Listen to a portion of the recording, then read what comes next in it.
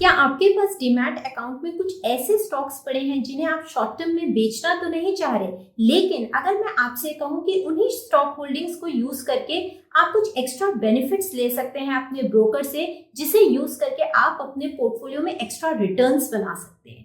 तो क्या ऐसे किसी प्रोसेस को जानने में आप इंटरेस्टेड होंगे? इसे हम कहते हैं प्लेजिंग ऑफ शेयर्स। तो आज के वीडियो में हम बात करने वाले हैं कि प्लेजिंग क्या होता है, प्लेजिंग के क्या चार्जेस होते हैं, कैसे आप अपनी सिक्योरिटीज की प्लेजिंग कर सकते हैं, प्लेजिंग के क्या एडवांटेजेस और डिसएडवांटेजेस हो सकते हैं, और भी बहुत कुछ। बस बने रहिए इस वीडियो में।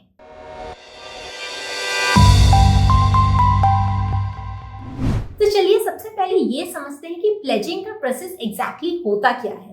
प्लेजिंग एक प्रोसेस होता है जिसमें आप अपनी स्टॉक होल्डिंग्स, जो आपने अपने डीमैट अकाउंट में कुछ स्टॉक्स होल्ड करके रखे हैं, जिन्हें आप समझ रहे हैं कि शॉर्ट टर्म या मीडियम टर्म में आप बेचना नहीं चाहते, या हो सकता है आपने लंबी अवधि के लिए उन्हें होल्ड कर रखा हो, उन्हें आप अपने ब्रोकर के पास लॉक करवा सकते हैं। आपके शेयर्स लॉक्ड है, इसका मतलब ये नहीं है कि आप उन्हें बेच नहीं सकते। अगर आपने अपने शेयर्स को प्लेज करवा दिया है तब भी आप उनको बेच सकते हैं। इस प्लेजिंग के बदले आपका ब्रोकर आपको एक मार्जिन मनी देता है। उस मनी को यूज करके आप कुछ नए ट्रेड्स ले सकते हैं और अपनी रिटर्न्स को बढ़ा सकते हैं। आप ऐसा कह सकते हैं कि जो प्लेजिंग ऑफ शेयर्स का प्रोसेस है वो थोड़ा थोड़ा गोल्ड लोन की तरह काम करता है। तो गोल्ड लोन में क्या होता है, अगर हमारे पास घर में कुछ सोना पड़ा है और हमें कुछ पैसों की जरूरत है, लिक्विड फंड्स की जरूरत है, तो हम उस गोल्ड को अपने बैंक में दे सकते हैं और बैंक उसके बदले हमें कुछ लोन अमाउंट देता है, जिसमें वो एक इंटरेस्ट चार्ज करता है। और यही सबसे बड़ा डिफरेंस होता है गोल्ड लोन और प्लेजिंग ऑफ शेयर्स में, कि जहां बैंक आपसे आपके लोन अमाउंट पे एक इंटरेस्ट चार्ज करता है, वही जब आप अपने शेयर्स को प्लेज करते हैं, यानी कि अपने ब्रोकर के पास रखवाते हैं, तो वहां आपको कोई इंटरेस्ट या कोई अदर चार्जेस नहीं पे करने होते हैं।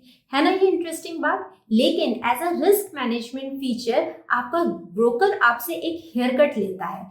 ये हेयर कट क्या होता है, इसे एक एग्जांपल से समझते हैं। मान लीजिए जो आपका पोर्टफोलियो ऑफ स्टॉक है, उसमें 2-3 स्टॉक है और उनकी प्रेजेंट डे वैल्यू जो है वो 5 लाख है। तो जब आप अपने शेयर्स को प्लेज करेंगे या लॉक करवा देंगे अपने ब्रोकर के पास, तो आपका ब्रोकर उसमें से एक हेयर कट ले लेगा।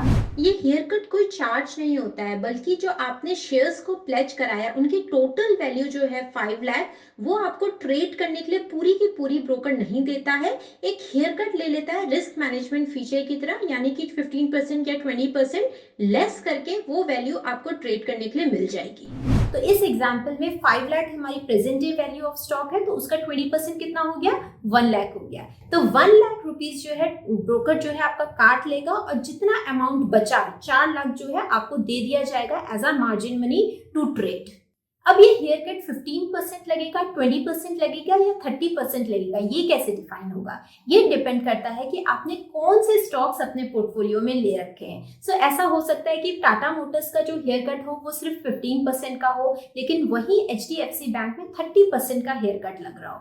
तो डिफरेंट स्टॉक्स की डिफरेंट लिमिट होती है हेयर कट की, जो कि एक्सचेंज से रेगुलेटेड होती है। चलिए, आपने अपने शेयर्स को प्लेज तो करवा दिया। अब बात करते हैं कि कौन कौन से इंस्ट्रूमेंट में आप ट्रेड कर सकते हैं उस मार्जिन मनी से, जो मार्जिन मनी आपके ब्रोकर ने आपको दिया है। तो अगर आप ग्रो ऐप यूज करते हैं तो आप कर सकते हैं ऑप्शन बाइंग, आप ऑप्शंस में सेलिंग कर सकते हैं, आप फ्यूचर्स बाय कर सकते हैं, फ्यूचर्स सेल कर सकते हैं, और अगर आप इक्विटी में ट्रेड करते हैं तो आप इंट्राडे इक्विटी ट्रेड्स भी ले सकते हैं। एक चीज का ध्यान यहाँ पे आप लोग रखिएगा कि यहाँ पे हम डिलीवरी ट्रेड्स नहीं ले पाएंगे मार्जिन मनी को यूज करके, क्योंकि जब हम डिलीवरी इक्विटी ट्रेड्स लेते हैं तो उसके लिए जरूरी होता है कि T+2 सेटलमेंट के अंतर्गत वो शेयर्स जो है हमारे डीमैट होल्डिंग्स में आए, और मार्जिन मनी में ये फैसिलिटी एप्लीकेबल नहीं होती है। अब हम ये तो समझ गए कि प्लेजिंग क्या होती है, कौन कौन से इंस्ट्रूमेंट में हम ट्रेड कर सकते हैं अगर हम अपने शेयर्स को प्लेज करते हैं। लेकिन मान लीजिए आपके पास शेयर्स है ही नहीं, आप एक बहुत ही पैसिव ट्रेडर हैं अभी तक, और आपके पास सिर्फ कुछ एक्टिव ETFs हैं या सॉवरेन गोल्ड बॉन्ड्स हैं, तो क्या आप तब भी प्लेजिंग फैसिलिटी को यूज कर पाएंगे?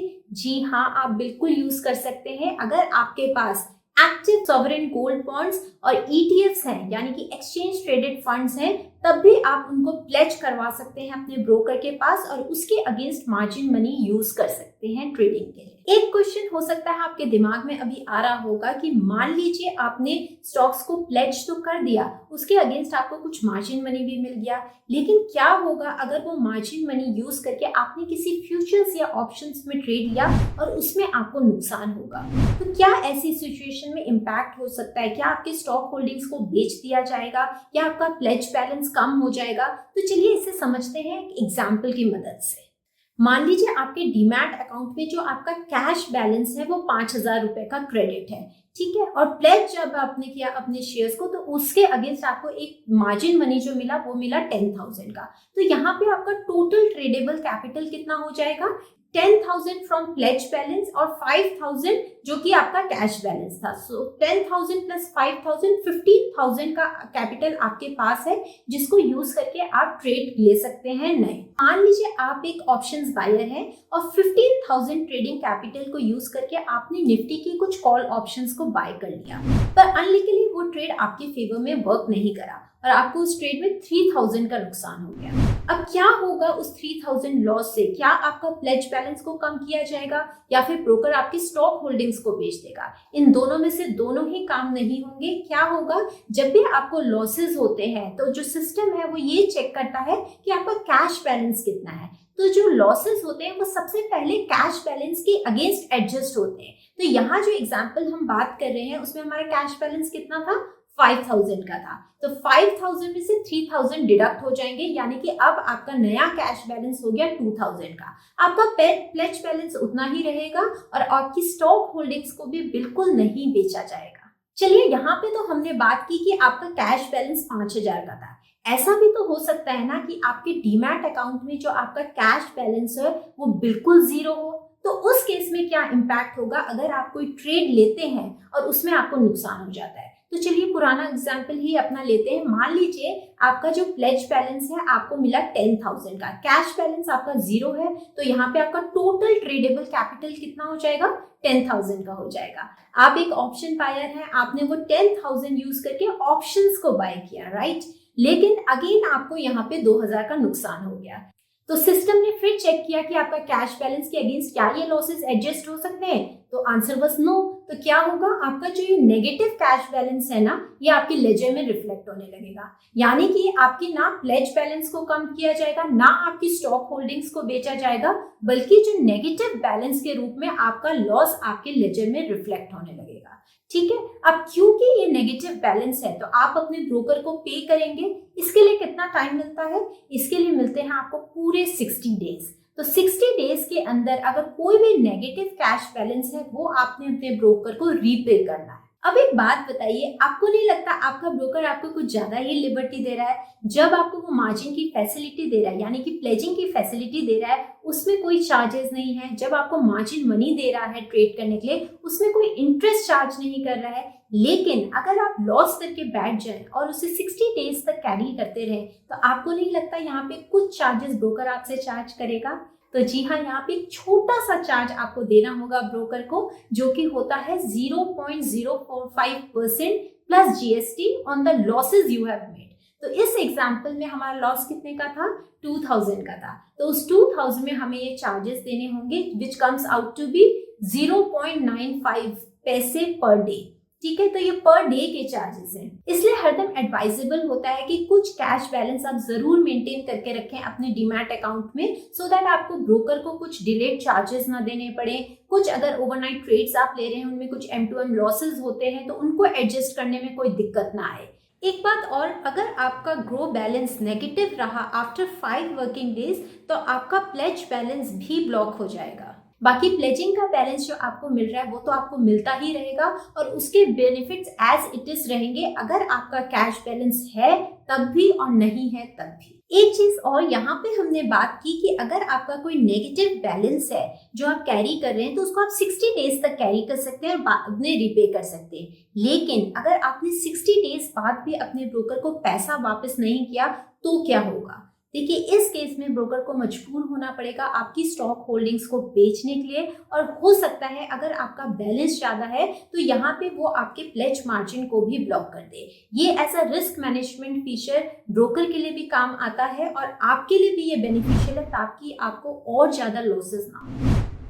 चलिए अब बात करते हैं प्लेजिंग के एडवांटेजेस के बारे में। प्लेजिंग का सबसे इंपॉर्टेंट और सबसे ऑब्वियस एडवांटेज यही है कि आप अपने कैपिटल को एक बेटर तरीके से यूज कर सकते हैं। सो मान लीजिए आपके पास एक पोर्टफोलियो ऑफ स्टॉक्स है जो 5 लाख, 10 लाख या 15 लाख का है। अगर आप उसमें प्लेजिंग फैसिलिटी को नहीं यूज करते हैं तो आपको इसमें अपने पोर्टफोलियो में कोई एक्स्ट्रा रिटर्न कमाने का मौका मिल ही नहीं रहा है। लेकिन अगर आप प्लेज मार्जिन को यूज करते हैं तो हो सकता है आप कुछ ऐसे शॉर्ट टर्म ट्रेड्स लें जिनसे आपका जो रिटर्न है वो काफी एम्पलीफाई हो जाए।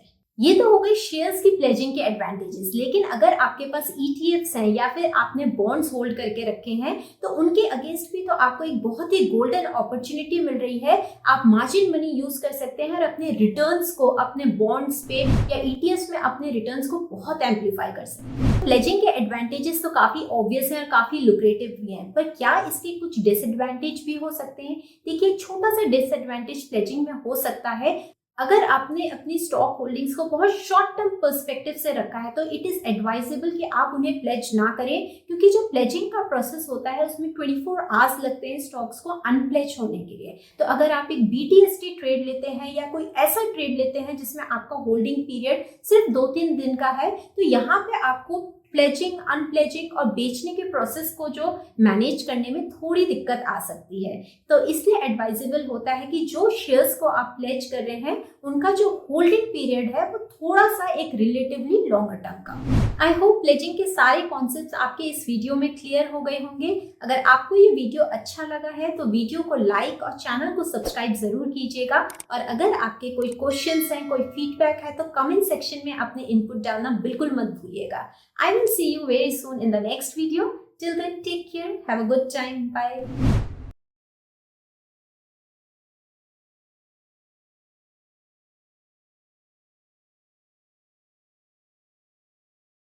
Investment in securities market are subject to market risks. Read all the related documents carefully before investing. Please read the risk disclosure documents carefully before investing in equity shares, derivatives, mutual fund, and or other instruments traded on the stock exchanges.